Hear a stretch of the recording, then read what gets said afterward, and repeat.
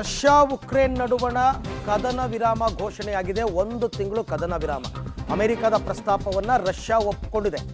1 ತಿಂಗಳು ಯುದ್ಧ ವಿರಾಮವನ್ನು ಮಾಡೋದಕ್ಕೆ ಷರತ್ತುಬದ್ಧ ಒಪ್ಪಿಗೆಯನ್ನು ಸೂಚಿಸಿದ್ದಾರೆ ವ್ಲಾಡಿಮಿರ್ ಪುಟಿನ್. ಏನು ಷರತ್ತು ಅಂತಂದರೆ, ಇದು ಶಾಶ್ವತ ಶಾಂತಿಗೆ ಕಾರಣವಾಗಬೇಕು, ಶಾಶ್ವತ ಶಾಂತಿಗೆ ಕಾರಣವಾಗಬೇಕು ಅಂತಕ್ಕಂಥದ್ದು ರಷ್ಯಾ ಒಪ್ಕೊಂಡಿದೆ.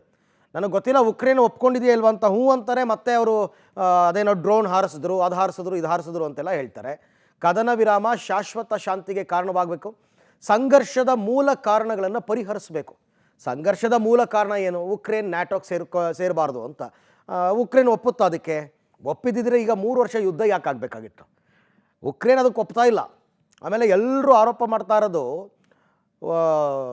ಝೆಲೆನ್ಸ್ಕಿ, ಉಕ್ರೇನ್ ಅಧ್ಯಕ್ಷ ಝೆಲೆನ್ಸ್ಕಿ, ಈತನಿಗೆ ಯುದ್ಧನೇ ಬೇಕು ಅಂತ, ಯುದ್ಧ ಮಾಡೋದೇ ಬೇಕು ಈತನಿಗೆ ಅಂತ.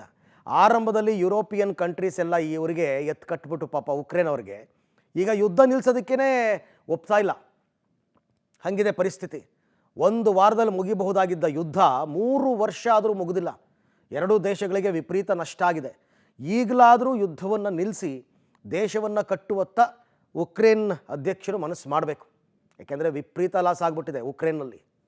ಸಣ್ಣ ದೇಶ ಅದು, ರಷ್ಯಾವನ್ನು ಎದುರಾಕ್ಕೊಂಡು ವಿಪರೀತ ಲಾಸ್ ಆಗಿದೆ. ಆ ದೇಶ ಈಗಾಗಲೇ 25 ವರ್ಷ ಹಿಂದೆ ಕೊಟ್ಟೋಗಿದೆ. 25 ವರ್ಷ ಮತ್ತೆ ಆ ದೇಶವನ್ನು ಕಟ್ಟಬೇಕು, ರೀಬಿಲ್ಡ್ ಮಾಡಬೇಕು. ಈಗಲಾದರೂ ಈ ಕದನ ವಿರಾಮ 1 ತಿಂಗಳು ಅನ್ನೋದಲ್ಲ, ಕಂಪ್ಲೀಟಾಗಿ ಯುದ್ಧ ನಿಂತಂಗೆ ಮಾಡಿ ಅಟ್ಲೀಸ್ಟ್ ಇನ್ನು ಮುಂದಕ್ಕಾದರೂ ಅಲ್ಲಿನ ಜನ ನೆಮ್ಮದಿಯಾಗಿ ಬದುಕೋ ಹಾಗೆ ಮಾಡಬೇಕು. ಅದಕ್ಕೆ ರಷ್ಯಾನೂ ಒಪ್ಕೋಬೇಕು, ಉಕ್ರೇನೂ ಒಪ್ಕೋಬೇಕು. ರಷ್ಯಾದವರೇನೋ ಬೇಡಿಕೆ ಮುಂದಿಟ್ಟಿದ್ದಾರೆ.